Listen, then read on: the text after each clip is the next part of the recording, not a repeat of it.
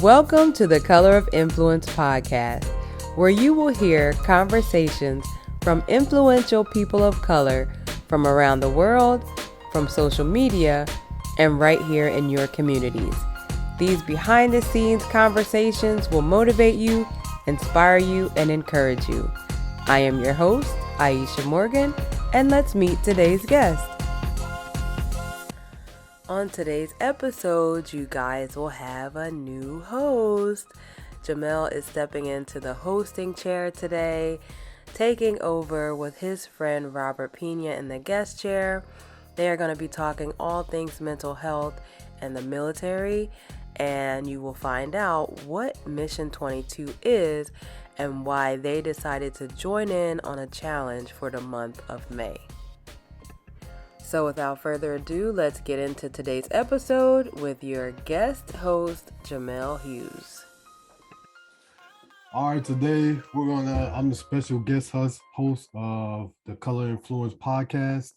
I'm filling in for the beautiful Aisha Morgan with Robert Pena, good friend of mine. As everybody knows, this is Mental Health Awareness Month. So he's been doing a little program this month for Mission 22. Doing 90 miles for the month. First, I'm gonna tell a little bit about myself. Like I said, this is Mental Health Awareness Month. I was in the Army for like 20 years, retired Star First Class. I've seen a lot of things during my time with veterans going through mental health awareness. We had programs to help them out. And that's a little bit about me. Now I'm gonna put it on to my guest for today, Robert Pena. Hey, what's up, dude?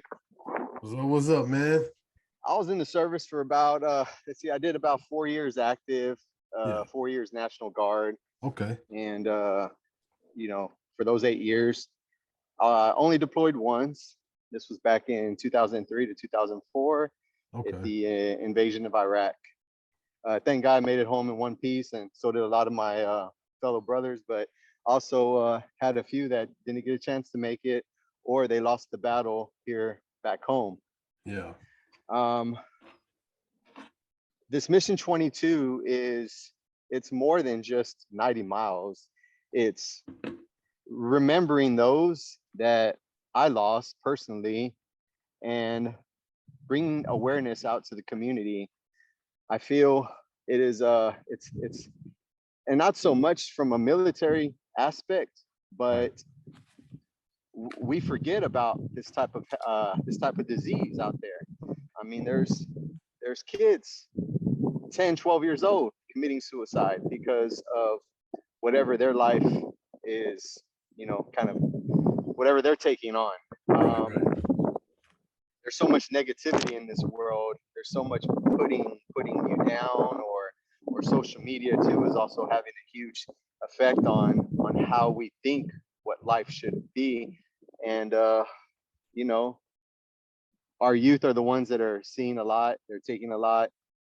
Civilians, and most importantly, the veterans. Yeah. So this challenge is to just create awareness, and to hopefully by the end of this month give more perspective over mental health and 22 veterans a day, what that whole slogan means. Right.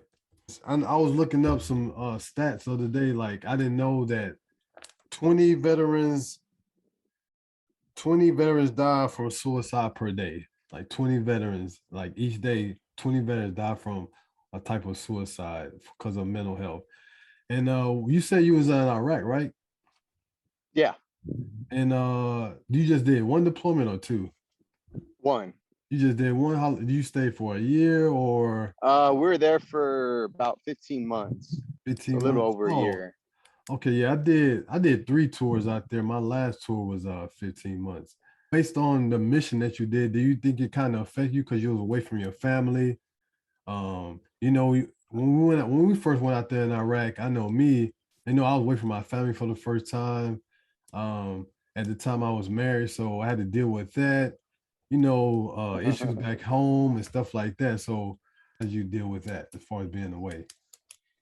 Yeah, man. I mean, it was some good questions there. I mean, I mean, first off,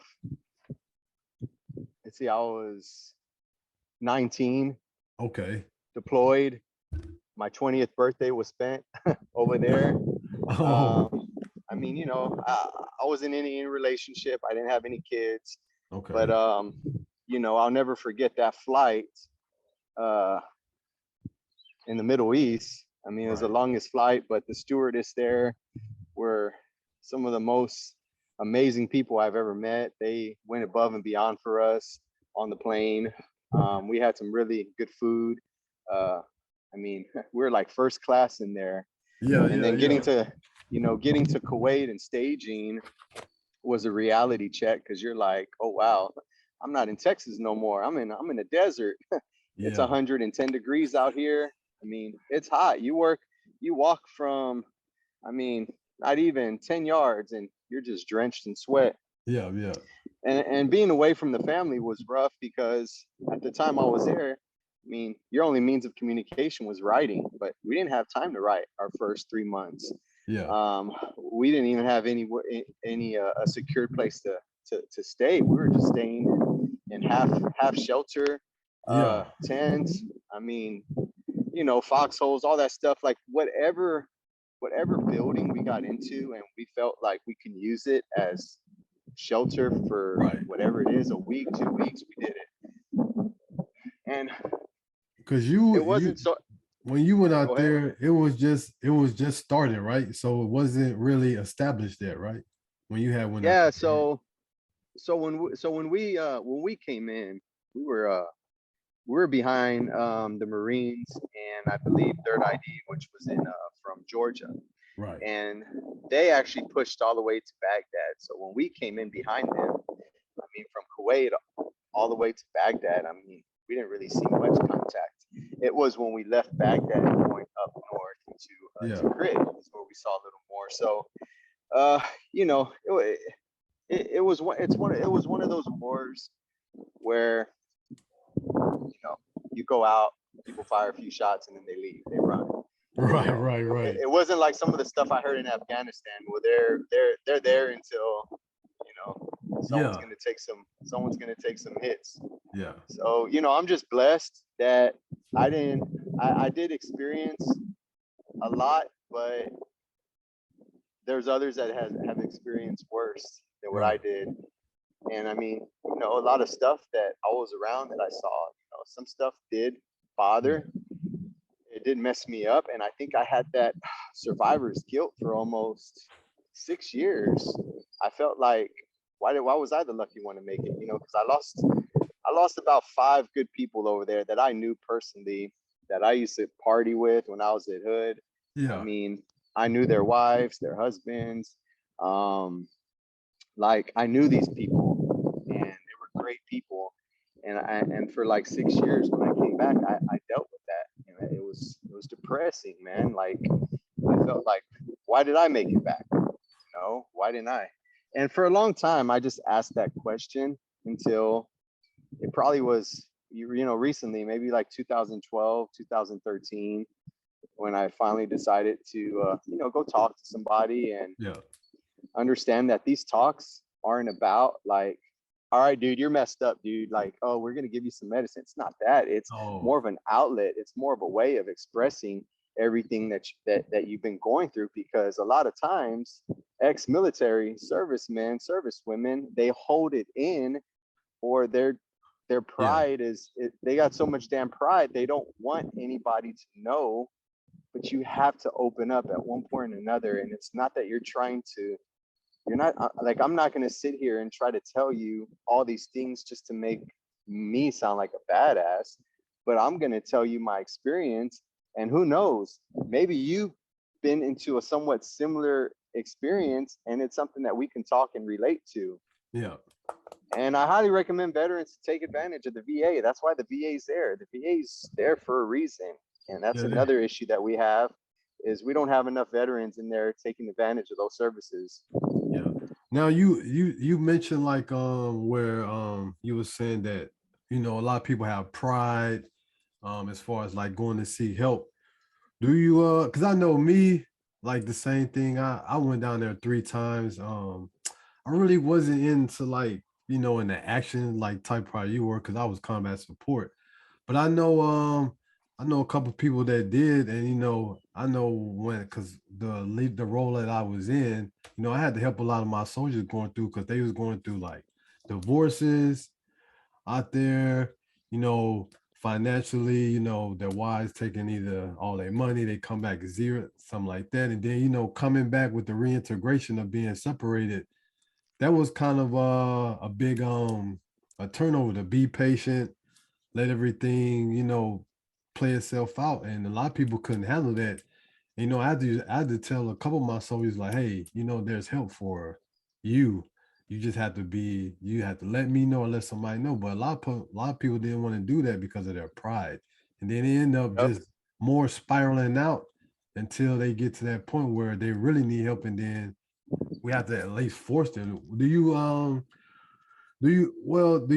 was by saying that, what do you think is some of the reasons why people don't like going to counseling? I know from my point of view, I was like that. It was a kind of a like, I think it's kind of like crazy to do that. I can figure it out on my own in my Yeah. way. That's what I was Yeah. thinking. Exactly. I mean, I was infantry, so I was with nothing but dudes, Yeah. and I I saw firsthand. I saw a man break down because he found out his wife was leaving him while we're deployed. Yeah. Um, we found out that, just you get Yeah. that Dear John letter, Yeah. and that Dear John letter at a time like that, I mean, it hurts. Right. But as far as a lot of my brothers that I still talk to now, most of them, they don't go to the VA. And they don't go to the VA because they're in denial. And they're in denial Yeah. of a simple reason that they, like what you said, they think they could treat themselves. Right. They think a bottle of Jack, a few beers a night before you go to bed, let me self meditate how I want to do things, Mm-hmm. and I'm okay. But it doesn't work that way. Yeah. Um, luckily I'm into fitness. I mean, I love fitness, and fitness to me is more than trying to look good. It's Yeah. about staying active. It's about regaining some clarity up here. And once you regain that clarity, then you're able to kind of think about everything that's going on in your life. Right. And that's what happened is I got really heavy into fitness back in 2010. So when 2012 came along, because I believe fitness saved my life.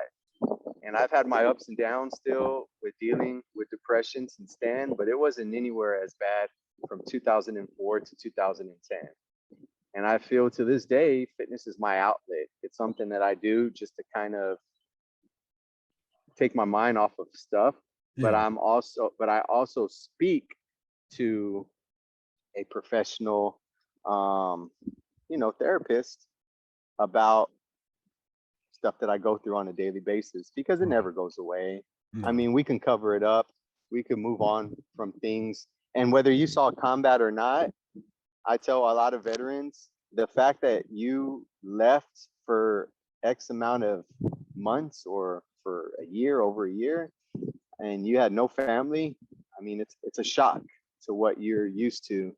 And dude, I came back home from my deployment and I felt like I didn't even recognize my own family. Like my mom lost Yeah. a lot of weight. She cut her hair. My Mm-hmm. dad, he shaved his mustache. And I've known him my whole life with a mustache. So I was like, what? My niece was like full blown, like she got taller. My sister, like my family looked different. And I was like, Yeah. Jesus, was I away that long?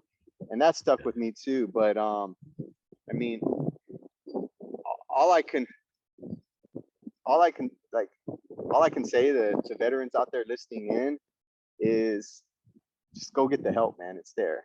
Like, you don't have to go, and you don't think that you're gonna just be in a circle talking with a bunch of other people. Everything's completely private. But Right. Right. hey, you need to go and let it out. Yeah, that is very true, because I think I first started my thing, because like I said, I was like one of those like, oh, I can deal with it myself.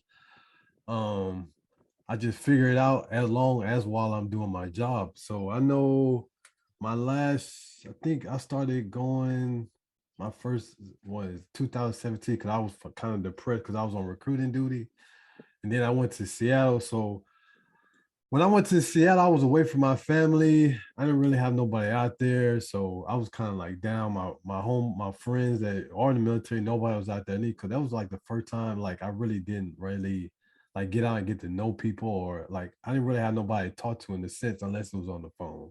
Nobody really there.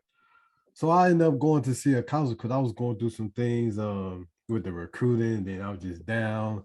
The army being in so long, I was just like Yeah. ready to get out. That was one of the reasons why I retired like at 20 years because it's just one of those things like I was tired. Then I was getting depressed. And I was just like, man, I gotta do something different. This is kind of depressing. I didn't really like being there or being fun. So I started talking to a counselor like maybe around August of 17, just depressed, just talking to her about things and then things in the past from Iraq, and then me not being married anymore because I was trying to figure out like, is there someone out there for me? I wanted a kid and stuff like that. So I was just kind of second guessing myself in my little way because it looked like I was spiraling. Look, when she actually talked to me, and then she was like, it's good that I went and talked to her because it looks like that's what I was doing. I was like on a downward spiral. And I didn't even know it. But to me, from the outside looking in, I was going to work, doing my thing, and getting top recruiting awards, and I don't think nobody would have even known that. So that's one of the Yeah. things. And that's one of the things I was like, wow. Now that I look at it now, and like how you were saying with the prideful thing, like you never know because everybody deals with their mental issues in different ways. Me, I just feel like if I just do good, be at the top of my game, but still when I go home, I just down, down, down. So that's how I got my help, and it kind of put me back. And then I got out, and then I started going. That's when I went to your gym, and then I just kept going from there because I still talk to her I still talk to the counselor like now, but that's what helped me get out of my spiral right there because I had to actually self-aware and be like, hey, this is the only thing left because everything else wasn't working. Going to the gym, all that wasn't working. I still was kind of depressed. So that's what helped me And out. that's, yeah, I mean, and you have somebody looking outside, because Yeah. my counselor, I talk to him once every 3 months. And yeah, he's probably in his 60s or 70s. Yeah. Cool ass dude, man. Cool ass dude. But he always puts me in my place. Yeah. And whether it's something that I need to hear, or whether it's just like a quick, hey, how you been? Doing all right? All right, cool. Just checking up on you. Um, I know if I have any issues going on and I'm open with him, he'll put some real talk, man, just out Yeah. there. And it's like, and it makes me feel better because a lot of times people go to specific professionals because they want to hear what they want to hear, Right, and right, then right. they'll stop going and they'll go to the next person because Yeah. they're like, no, I don't believe that. I don't believe that. I'm gonna go to somebody that, hey, yes, it's kind of like with weight loss. Yeah. Like everyone's like, hey, what's the magic trick? No, Rob, what do I need to eat? And it's like they've been to so many different people, like they're telling you this is what you need to eat. So Right, why right. does hearing it from me change? It's you Yeah. need to make that change in your lifestyle, kind of Right. like therapy. Like if you want the help, you got to go get it. But if you think that you know it all and you're gonna get through it, I mean, chances are you're just putting air in a flat tire, man. Right. That's very true. You are right about that. Well, I know the other day you had a story on your Instagram when you was talking about the gentleman that you seen in the neighborhood when they moved in, and then you Yeah. noticed that he had issues. Now thinking about that, because I know how the story ended when you had some your IG story. Do you have anybody besides that person that you could come to mind that you seen the issue, like maybe seen the like spiraling or the issues coming and you helped out and they came out good or bad? Do you have Man. any Yeah. uh No. Just yeah. No. Just I mean, just recently, I reached out to well, a buddy of mine. Well, he's mhm, a brother. He's a battle buddy. yeah, We were at we got to Fort Hood around the same time. I mean, I've known him since 2002, okay, 2001. yeah, Anyways, um, we got out. He got out before me. Um, And just recently we had our reunion, and our reunion was, none of the guys had seen each other over years. This was back in 2015. Okay. And so at this reunion, granted, we're a lot older, we're not 18, 19, we're more like 35, 36, Yeah. and we got to the reunion, and it was the same old guy, man, just getting drunk, wanting to just, act childish. Well, long story short, man, I just found out recently that he got locked up. Yeah. And he got put away for about 7 months, just warrant, and just he had a warrant for his arrest, but he had gotten like his third DWI, and and I'm not going to take up too much time on his personal issues, but what it is that the shit is getting worse. Like, from when I saw him, from what I've been hearing about him, to what just recently happened 3 months ago or 6 months ago, I mean, he's either going to be in jail for the rest of his life, or he's going to be dead. That's the route that he's going. And I think I told a lot of my brothers, that, like, the ones that we're close with, I said, and that's where he's on track for. He needs to change his life, and he needs to give up all that alcohol, all that, like, there's just some people that they can't mix with it. Like, they just can't. Like me, I'm gonna be honest, dude. You give me some tequila, man, it's not gonna be good. Oh yeah, but, I know. But if I have a few beers, I'm fine, as long as I keep it down, but there's some people that they just can't mix with it. So anyways, he's just one of those that needs to give it all up, and he needs to be sober. He needs to have that sober life, and he just needs to start over again. So anyways, I mean, I was seeing a little spiral effect on him. And then I got another battle buddy that he's living in denial. I mean, he claims he's okay, but again, he just has that real strong personality. Like, I'm gonna fix myself. I'm gonna take care of myself. I mean, he goes to the doctor regular because he has kidney stones, but yet he thinks that he knows how to take care of himself. It's just a lot of pride, a lot of ego, man. That's how us infantry guys are, man. I mean, we're just very stubborn, dude. Like, if you tell us I'm gonna get you from point A to point B, I'm gonna find a way to get us to point A, point B, like a shortcut. Right. We're gonna do it our own way. But yeah, I mean, it's there's just so many guys out there struggling, dude. Yeah, it's kind of like that on my side a little bit.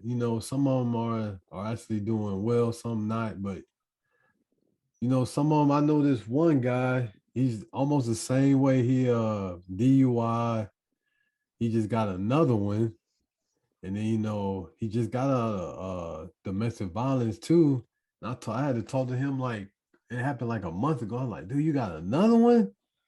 So I've been telling him regularly just to keep his spirits up. But I told him, because he'd be on Snapchat doing shots. And I tell him every time, like, bro, that's why you got your third DWI. So you gotta start thinking about, changing whatever you need to do. You need to talk to somebody, some help. Because none of us are around him right now. He out there at Fort Bliss, and that's what he do every time. Like, man, you gotta find some other ways. Like, you guys, at least talk to somebody. Start there, and then go from there. But at the end of the day, they are grown. So that was that was the turning point for me. I had the click in my head, like, hey, so that's probably what people are gonna have to do eventually. You only can help for so long, and at the end. Yeah, absolutely, dude. At the end of the day, man, you gotta take care of yourself. Like, your wife can't take care of you, your siblings can't, your mom and dad can't. I mean, your kids sure as hell can't. You have to step up to the plate and own it. You got to first own everything that, every single thing that is happening in your life. You just have to swallow it. All right, now which direction am I going to go?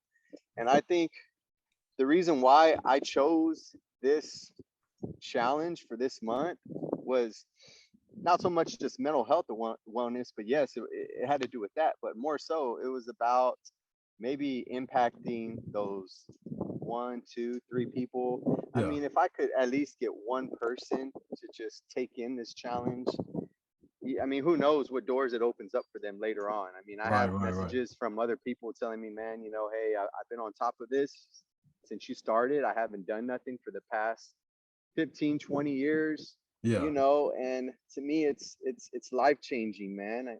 And that's the type of stuff we need in this world. We need not so much positive influencers on social media. We don't need that.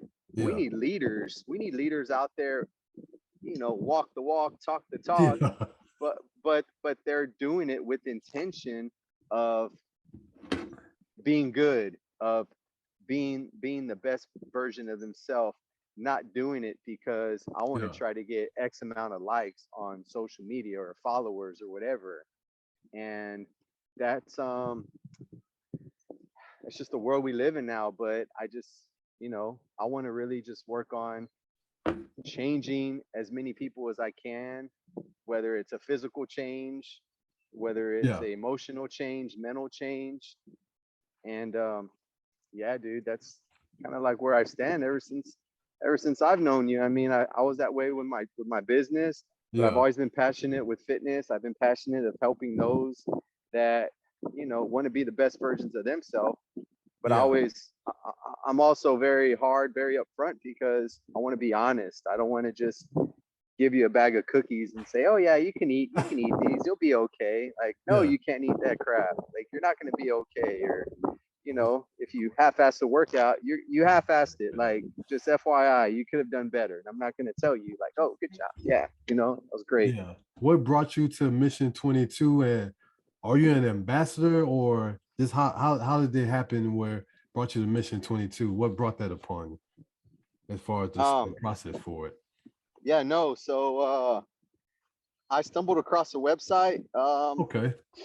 It was I actually saw an ad on Facebook, and I saw this one. I guess they did like a burpees challenge last month. It was Yeah, like I do seen 20, that. Yeah, 25. yeah, Okay. I yeah, saw that. I was like, all right, that's cool. But it wasn't the workout I was interested in. It was yeah. it was the mission, the hey, this is what we're doing. So I went Right. to their webpage, and I just, that they're a nonprofit organization, Mm-hmm. and they help veterans find resources. Yes. And besides VA, there's other private resources out there that we can utilize because there's veterans that can't get to the VA. Like, I know for me, it takes me like an hour to get there, and that's with no traffic. Yeah. When there's traffic, I mean, I might as well be at the VA all day long. But Right. it's providing resources, helping with money as well too, because depending Yeah. on the type of condition you're in, I mean, financially, maybe you're not getting help from the VA, so you may need help from that aspect. Mm-hmm. It was just a win-win situation, and Okay. I saw it, and I'm not an ambassador. Oh, okay. I'm just supporting their view, their Yeah. mission, and I'm looking forward in being part of their organization. Just maybe starting up some fundraisers for them. Yeah. I'm not gonna get. I don't want to get like too involved as far as like being like a ambassador, because I just got too much Yeah. stuff going on in my life. But I'll help them out to the best of my ability. I want to say after my first day of taking donations, I mean, I hit twice over my goal, and Yeah. I mean, people are watching, people are reading, and as long as I'm spreading this message for this whole month of May, whether you want to hear about how my day of running went or not, I'm going to Yeah. continue to let people know what I'm doing, just so that by the end of this month, hopefully there's one person out there that I impacted, and you never know, I may have saved their life as well. Yeah. That would be that. From looking at the page and like how you said, like there are resources out there. They got the veteran crisis line. They have the Stop Soldier Suicide line. I looked on there from their oil page, and then you also have 911. You know, Yeah. if it depends on where you at and stuff like that. I know I looked on there, then it raised almost $10 million so far. Then it helped out like over 5,000 veterans and families served. So, like I said, it's a good program for veterans.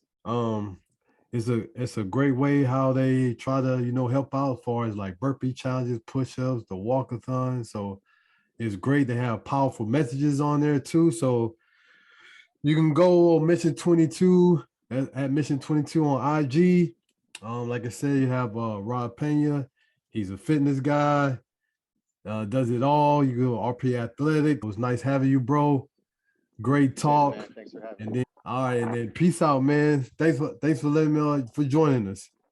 Sir, thank you. All right now. Okay, I know that was the end of the episode. Like I said, this is Mental Health Awareness Month. And we just, like I said, man, you know, I told my story, Rob told his. And just remember, man, remember out there, ladies and gentlemen, if you need help, don't be prideful. Just go out there and get some counseling from a professional. Talk to your pastor or anybody that's that can help you out if you're going through depression, family issues, divorces, anything that's bringing you down, where thoughts of suicide or anything is crossing your mind. Because at the end of the day, your life is more valuable than anything. You can get help. You know, there's people out there for you. You can talk to anyone. And like I said, Mission 22 is for veterans, but just think there's things out there for anybody. You don't just have to be a veteran to get a mental health awareness. And like I said, go out there. If you need help, find it. Coming from me, doing my military time and also just being life, you know, I've seen a lot of my friends, you know, the thing that come up is like, wow, I've seen those issues, but I didn't think it was that bad, you know. Just ask somebody, hey, are you okay? That goes a long way. Trust me. It goes a long way with some people. You know, because it shows that you care. And then, you know, the next step is talk to them, let them start talking to you. Then the next step after that is getting help from a counselor, professional. They're out there. You know, that's the start of the process of helping you get to be better mentally. Thank you for the podcast. And like I said, I'm just feeling for Aisha. It was great doing it. And y'all have a nice day. And that's a wrap on another amazing episode. I know that you were just as inspired as I was after listening to that conversation. And to let us know how we're doing, don't forget to leave us a review, like, share, and follow the podcast. Also, make sure you follow us on all social media platforms at The Black Girl Blogger, and check out our website, www.theblackgirlblogger.com.